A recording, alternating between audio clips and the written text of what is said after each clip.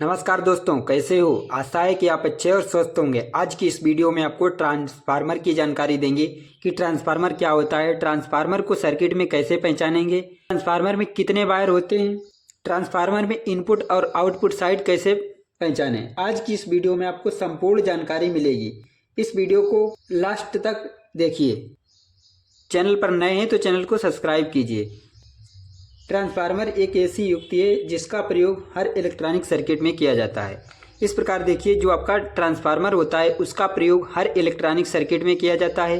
जो ट्रांसफार्मर होता है उसका प्रयोग इलेक्ट्रॉनिक परिपथ में इसलिए किया जाता है कि ट्रांसफार्मर वोल्टेज को घटा या बढ़ा सकता है, इसलिए ट्रांसफार्मर का प्रयोग किया जाता है। ट्रांसफार्मर बड़े और छोटे हर सर्किट में आपको मिलेगा। ट्रांसफार्मर जो होता है उसमें दो वाइंडिंग होती हैं। अब इसको देखिए, एक पेपर पे समझा के अच्छे से बताते हैं। इस प्रकार देखिए, जो आपका ट्रांसफार्मर होता है उसमें दो वाइंडिंग होती हैं। दो वाइंडिंग किस प्रकार होती हैं, अब आप इसको ध्यान से देखिए। यहाँ से देखिए, जब आप जो आपका वोल्टेज स्टेप डाउन ट्रांसफार्मर होता है वो कुछ इस प्रकार होता है। इस प्रकार देखिए, ट्रांसफार्मर में दो वाइंडिंग होती हैं। इस प्रकार यहाँ देखेंगे,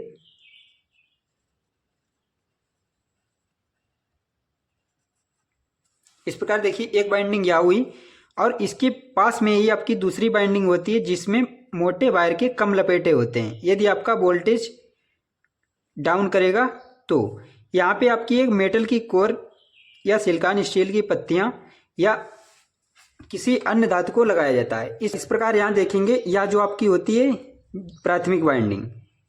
यहाँ पे देखिए, ये प्राथमिक वाइंडिंग है।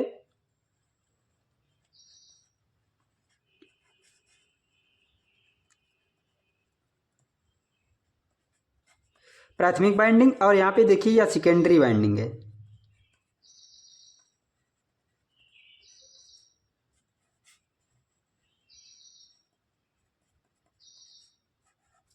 वह प्राथमिक वाइंडिंग है और सेकेंडरी वाइंडिंग। इसमें देखिए एक धातु को लगाया जाता है बीच में। यहाँ से जो आपकी इनपुट सप्लाई होती है वह यहाँ से इन कराई जाती है। यहाँ से इनपुट देंगे, इनपुट। यहाँ पे देखिए, जो आपका 240 वोल्ट आती है उसमें यहाँ पे एक न्यूट्रल वायर जोड़ा जाता है और इसमें एक आपका फेज। जो आपका ट्रांसफार्मर होता है वह केवल वोल्टेज को कम या ज़्यादा कर सकता है, लेकिन वह एसी सप्लाई को डीसी में परिवर्तित करने का कार्य नहीं करता है। इस प्रकार देखिए, यहाँ से आपको न्यूट्रल और लोड ही दो वायर मिलेंगे, क्योंकि यदि आप यहाँ 240 वोल्ट एसी देंगे तो आपको यहाँ, यदि आपका 24 या 12 वोल्ट का ट्रांसफार्मर होगा तो उसमें 12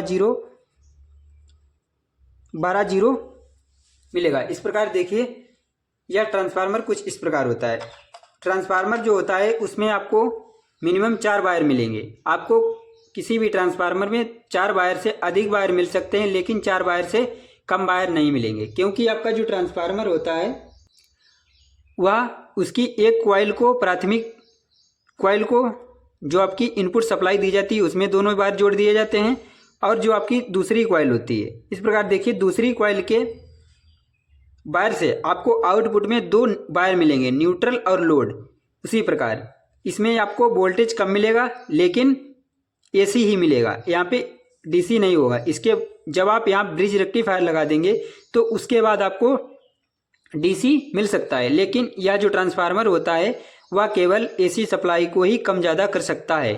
जो ट्रांसफार्मर होता है वह डीसी पर कार्य नहीं करता है।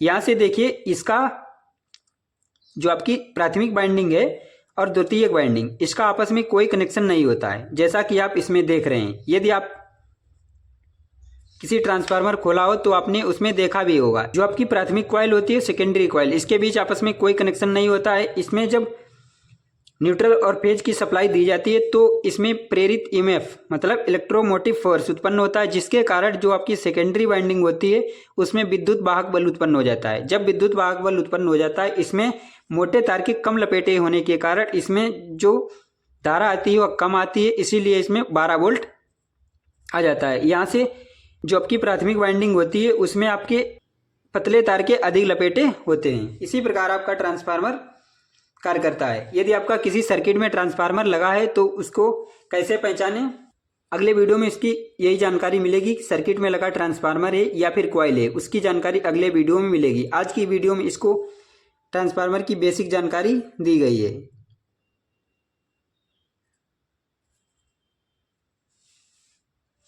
यदि वीडियो पसंद आई हो तो लाइक कीजिए, कमेंट कीजिए और अपने दोस्तों में शेयर कीजिए। चैनल पर नए हैं तो चैनल को सब्सक्राइब कर बेल आइकन को प्रेस कर लीजिए लेटेस्ट वीडियो देखने के लिए। यदि आप फेसबुक पेज पर देख रहे हैं तो पेज को फॉलो कीजिए।